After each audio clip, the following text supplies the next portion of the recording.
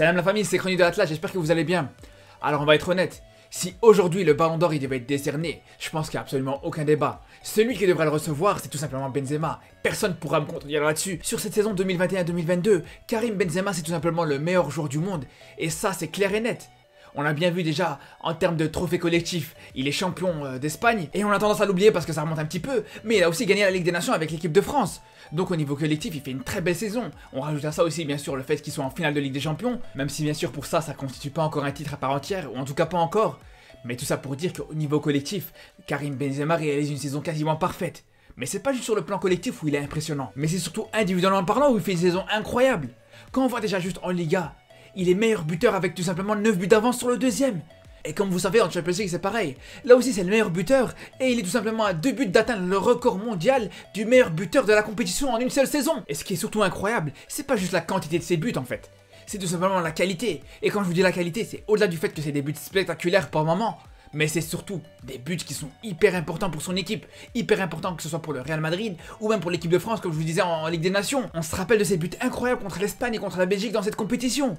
Et en plus ce qui est vraiment intéressant par rapport au but de Benzema et par rapport à ses performances en Ligue des Nations, c'est qu'elles sont tout à fait similaires à ses performances avec le Real en Champions League. Parce que quand on voit par exemple contre le PSG ou contre Chelsea en Ligue des Champions, c'est à chaque fois Benzema qui arrive à garder le Real en vie avec des buts venus de nulle part. Mais en Ligue des Nations c'était exactement la même chose. Contre la Belgique, la France était menée 2-0 et plus ou moins aux alentours de la 60e, Benzema il met un but incroyable. On se rappelle que c'est tout simplement ce but là qui a permis à l'équipe de France de revenir dans le match. Et c'était exactement la même chose contre l'Espagne le match juste après. Quand on voit qu'à la 65e minute, Benzema il arrive à égaliser sur un but encore une fois stratosphérique. La vérité c'est vraiment bien représentatif de sa saison de manière générale.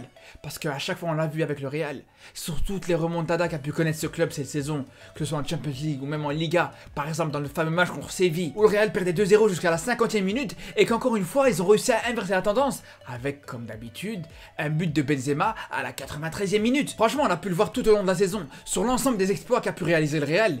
À chaque fois, il y avait Benzema qui était impliqué. C'était toujours le cas. Et même contre City, on pouvait considérer éventuellement que Benzema était un petit peu moins en réussite, ou en tout cas par rapport à d'habitude. Mais encore une fois, il est là pour servir Rodrigo sur le premier but, pour permettre au Real de revenir dans le match. Et il est aussi là pour mettre son penalty au fond pendant les prolongations. Et encore une fois, c'est un penalty qui demandait un sang-froid et un mental d'acier. Donc tout ça pour dire que la saison de Benzema, encore une fois, elle est absolument irréprochable. Elle est même proche de la perfection. Et d'ailleurs, je vous le dis, si le Real venait à gagner cette Champions League, pour moi, il n'y aurait absolument aucun débat. Et dès le coup de sifflet final, il faudrait presque servir ce ballon d'or à Benzema sur un plateau. Par contre, si le Real venait à perdre cette finale, là, je vais pas vous mentir, si Liverpool gagne la Ligue des Champions, là, il y aurait débat pour moi. Autant, je vais vous dire la vérité, moi, personnellement, j'ai jamais été fan de prendre en compte des trophées collectifs pour décerner un trophée individuel comme le Ballon d'Or. C'est complètement irrationnel, c'est complètement illogique et ça n'a ni queue ni tête. Pour moi, à partir du moment où tu veux récompenser avec un trophée individuel le meilleur joueur du monde, mais tu dois regarder tout simplement les statistiques individuelles, tu dois regarder les performances individuelles. Pour moi, sincèrement, les trophées collectifs, ils doivent pas être pris en compte pour décerner un Ballon d'Or. Mais malheureusement, ça n'a jamais été comme ça. On sait que dans l'histoire du Ballon d'Or, surtout récemment, ça a toujours été le palmarès collectif qui primait avant même les performances et les statistiques individuelles. D'ailleurs, même actuellement, le Ballon d'Or en titre, à savoir Messi, s'il a gagné ce trophée, c'est tout simplement grâce au fait qu'il a gagné la Copa América. Et ça, tout le monde le sait. C'était loin d'être sa meilleure saison en termes de performance individuelle. On sait aussi qu'il y a plusieurs joueurs qui étaient au-dessus de lui en termes de statistiques. Et s'il a réussi à gagner le Ballon d'Or, c'était tout simplement grâce à un trophée collectif, alors qu'il a même pas gagné la Ligue des Champions. Et là maintenant, il y a tout le monde qui est en train de s'indigner sous prétexte que Mané pourrait éventuellement gagner le Ballon d'Or si jamais il venait à gagner la Ligue des Champions avec Liverpool. Après, vous allez me dire, ouais, mais Mané, il a des statistiques trop basses pour être Ballon d'Or. Moi, je veux bien. Mais en 2018, ça a choqué personne. Vous avez vu les statistiques de Modric en 2018 quand il a eu son Ballon d'Or? Le mec, il avait quand même fini Ballon d'Or avec une saison à seulement 4 buts, toutes compétitions confondues. Mais à l'époque, il n'y a absolument personne qui s'est indigné en disant ouais, c'est pas normal que Salah soit pas Ballon d'Or avec ses 44 buts. Et il y avait personne non plus qui critiquait la pauvreté des statistiques de Modric.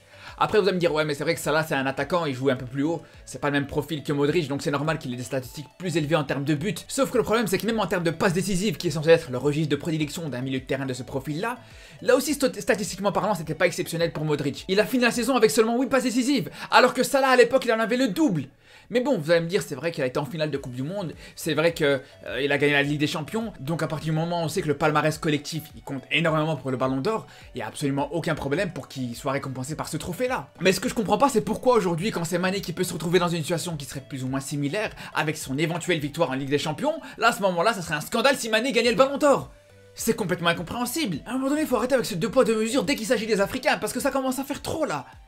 Moi je vous le dis, je vous le redis, si Benzema venait à gagner la Ligue des Champions avec le Real, il n'y aurait absolument aucun débat, personne ne pourrait discuter, il faudrait lui remettre le ballon d'or coûte que coûte. Par contre, dans la situation inverse, où Mané pourrait gagner la Ligue des Champions avec Liverpool, là je vous le dis, ça serait complètement injuste s'il n'avait pas le ballon d'or. Et à un moment, il faut se décider, soit on traite tout le monde à la même enseigne, et on prend seulement les statistiques individuelles comme critère principal pour gagner ce ballon d'or, ou alors on fait comme toujours, en prenant en compte tous les trophées collectifs, et à ce moment-là, on traite tout le monde de la même manière, c'est tout. Mais bon, de toute façon, on n'en est pas encore là. Il faudrait déjà voir qui va gagner cette Ligue des Champions. En attendant, je vous retrouve très bientôt pour une nouvelle vidéo, donc je vous dis à très vite, et surtout d'ici là, prenez soin de vous.